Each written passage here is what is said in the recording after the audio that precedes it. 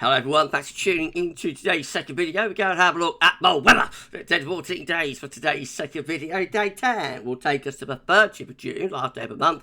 And we'll be able to extend out beyond that with the extended GFS and ECM ensembles over and trying a couple of weeks. We'll have a look at CFS V2 at the end of the video for next 4 weeks. Gets us into the second half of July now.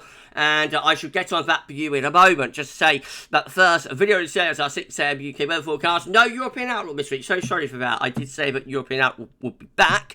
But I haven't had time to do it. And I've got a Glasgow update to do tonight. So European outlook will definitely be back next Thursday. So sorry about that, everyone. But please like, share and subscribe on all of today's videos and content.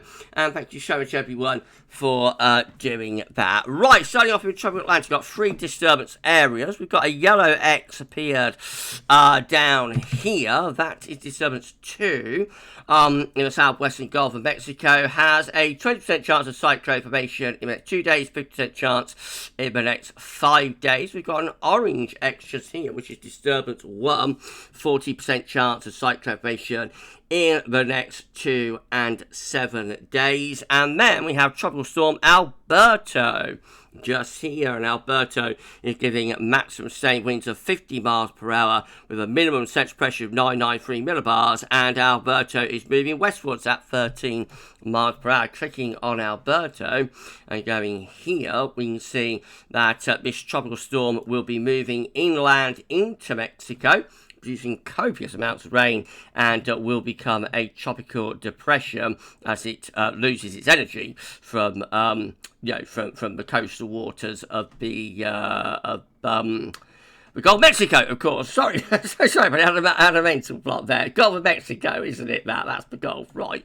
Okay, so Alberto's going to move from the Gulf Coast inland into Mexico and weaken to a tropical depression in the next few hours.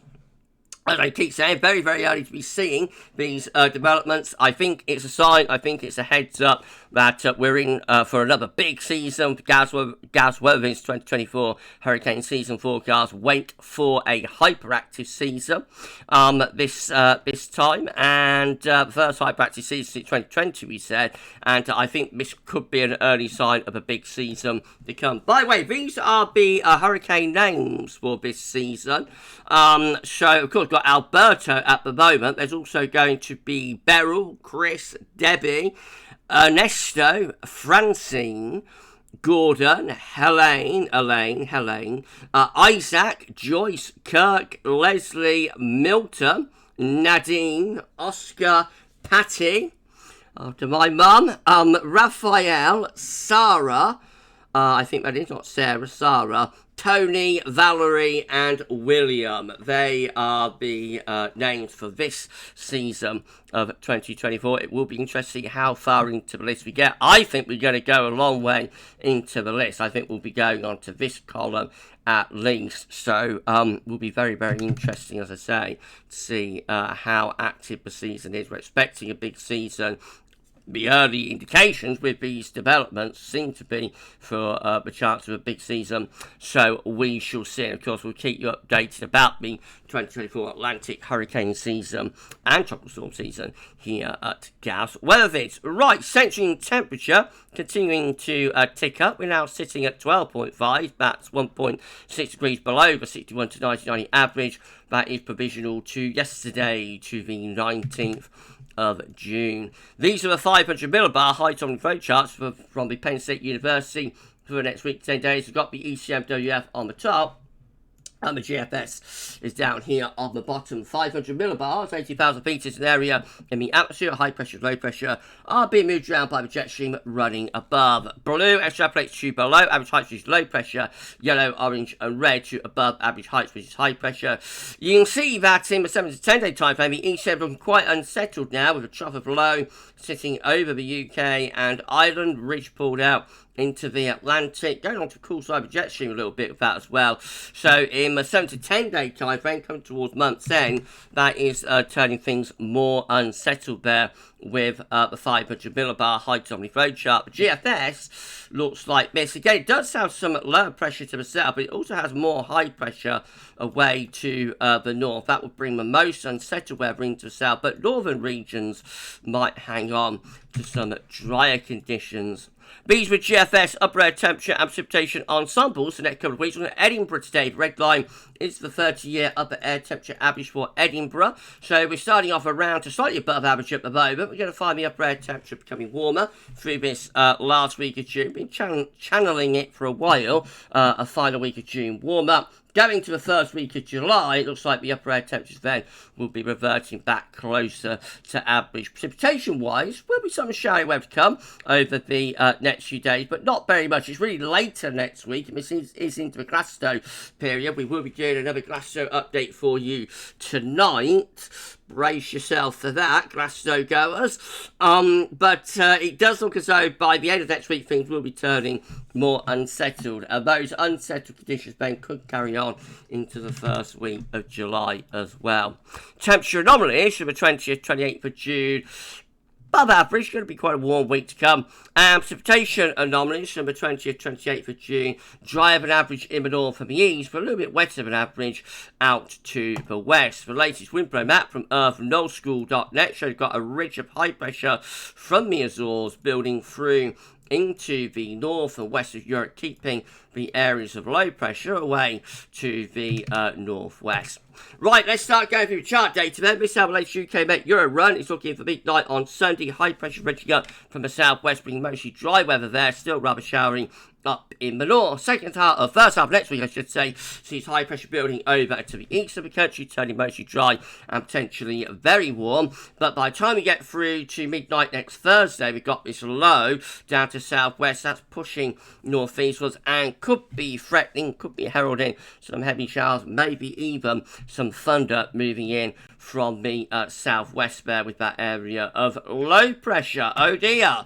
Right, Icon. Oh dear for Glasgow guys. Icon. Again, we've got the high pressure ridging up from southwest on Sunday, being mostly dry and warm weather through the early part of next week. Then it's not long through the middle of next week, but we get a thundery trough developing now over the top of the country. So any ideas of a prolonged spell of dry, fine, very warm weather looks like it's going down the pan a little bit.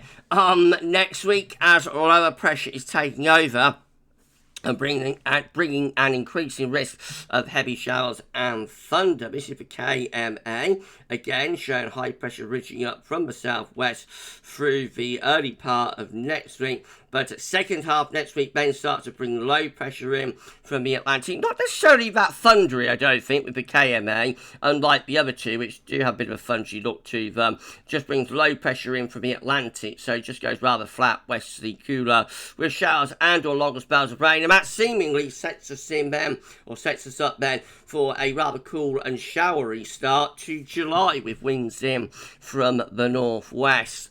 I think the main thing with models at the moment is telling us to make the most of the next 4 or 5 days, if you like, warm and dry weather. This is how the GFS midnight run is looking. Again, high pressure ridging in from the southwest through the weekend into next week. High pressure breaks away to the east. We pull wind in to a southerly southeast, becoming very warm, but not long before this thundery low then starts to develop around France and Biscay. That then begins to push northwards as a trough through the course of next week, develops into an area of low pressure. That is midnight next Friday. Well, that doesn't look very good for the Glasgow goers, does it? With an area of low pressure heading up just to the south and to the southwest. So heavy showers, longer spells of rain, possibly some thunder mixed in with that as well. Eventually, the low pressure moves into the North Sea as we go through the Sunday, the 30th, day 10, and high pressure starts ridging out to the north and the west. In a more extended range, we go rather showery and a little bit on the cool side through the first week of July. The GFS V2 looks like this in comparison. Once more, high pressure is over to the eastern country. We bring up the southerly southeasterly, so a very warm start to next week and mostly dry too, but as early as 6 a.m. next Wednesday, no less than a week away, we've got thundery troughs developing here through the country, and it just turns increasingly unsettled then as we go into the second half next week and the last weekend of June, with this area of low pressure dropping in from the Atlantic. So all looking very, very disappointing for the Glasgow goes compared to the charts that we have been seeing over the past few days. But it's still time for flip back. If you're watching this and you're going to Glasgow, there is still time for flip back to something drier and warmer. And as I say, we're going to do the next Glasgow update for you this evening at 7 p.m. Brace yourself about into the very extended range first week of July, with the CFS V2 there. It looks rather cool and showery again, with low pressure in the Atlantic taking over, bringing those northwesterly winds, so a rather cool showery first week to July. If you're enjoying the video, please can you like, share and subscribe. Make sure to show everyone before doing that. Drop a comment, let us know what you think about this and all of our videos and content. And don't forget to tell your friends about GavsWeatherVids, get them to subscribe too. And we thank you so much, everybody, for doing that for us. Thank you so much. Right, okay, GM, once more, high pressure reaching up from the southwest, brings a lot of dry and warm weather through the weekend into next week. High pressure breaks away to the east. We bring up that very warm southerly southeasterly flow, but low pressure starts developing with the humidity. It starts to generate a thundery low over to the west of the country, and then when that's pushed through, then we turn things much cooler second half next week and bring this next low in, which could bring quite a lot of wet weather in with it. Look at this, low pressure right over top of the country for the last weekend of June. And then the ECM looks like that. Again, the high pressure bridging up from the southwest on Sunday, bringing a lot of dry and warm weather with it. High pressure dominates through the early part of next week, but by the middle of next week, low pressure is beginning to take over. Got a thundery look to it initially, and then we go into a more Atlantic driven pattern, which brings in showers and longer spells of rain and significantly cooler temperatures coming back in from the Atlantic for month's end as well. Right, this is a precipitation forecast based on the ECM run from tometeo.com. Starting off with a lot of dry weather away from the northwest, but we will be bringing a band of mostly light rain across the country. Sorry, everybody, later tomorrow and into Saturday. Then we're into mostly dry conditions again through the second half weekend and early next week. But by this middle and second half next week, an increasing sign of heavy showers and potentially thunderstorms breaking out there. Doesn't look like a complete washout, but definitely a more showery look to the weather there from the second half next week onwards. These are the options on the table within the ECM ensembles today for day 10 from the Icelandic Met Office. Gets us to the 30th of June. 12 members of the ECM ensembles with a trough of low pressure over top of the country. That looks quite unsettled. 11 clearly controlling the operation run, pulling the high pressure out in the Atlantic, sending the wind flow and jet stream on a northwest southeast alignment. That's going to be rather cool and showery. We've got 10 with some sort of trough to the southwest, high pressure away to the north. That could bring some showery conditions into southern regions. We've got another 10 with high pressure away to the northwest, some sort of trough down here. Again, that probably brings very settled weather into south. And then we've got 8 with high pressure bridging from the Atlantic into the west of Europe. In 2 weeks' time, these are the options that we've got. And it gets us to the 5th of July. 21 members of the ECM ensembles with high pressure just to the southwest. Low pressure is away to the north, looking a little bit westerly. Most showery conditions are in the north, the most unsettled weather is in the south. 18 members of the ECM ensembles with a deep trough of low pressure though over the top of the country. That could be very unsettled if it comes off. Excuse me. And 12 with low pressure around Iceland, high pressure to the southwest. That's just looking rather westerly, maybe northwesterly, a little bit on the cool and showery side with that. And then the CFS V2 is looking like this. These are 500 millibar height anomalies. Break it down into weekly periods. The first week period takes from the 20th to the 26th of June. The next week has high pressure dominating over to the east country, mostly dry conditions in the coming days. But look at week 2, it's the 27th of June to the 3rd of July, the trough of low pressure over top of the UK and Ireland. So obviously that's much more Unsettled. Week 3 is going to be the 4th to the 10th of July. High pressure is away to the northwest, bringing quite a lot of dry weather potentially, but could be a bit on the cool side. Winds coming in from the north and from the northeast. And then week 4 will be the 11th to the 17th of July. High pressure just out to the west of the country, mostly dry, but could be a little bit on the cool side with winds coming in from a westerly direction there, or northwesterly direction.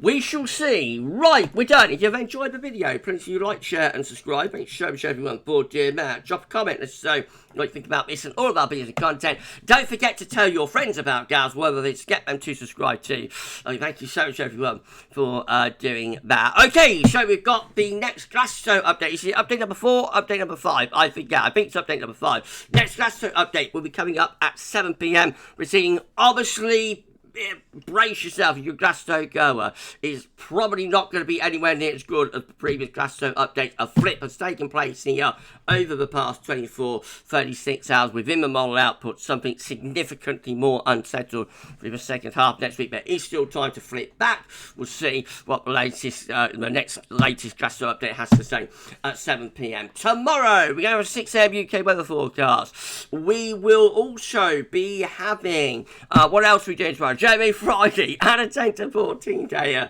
too. Please keep checking back for more. For this one though, that's all for now, and thanks for watching.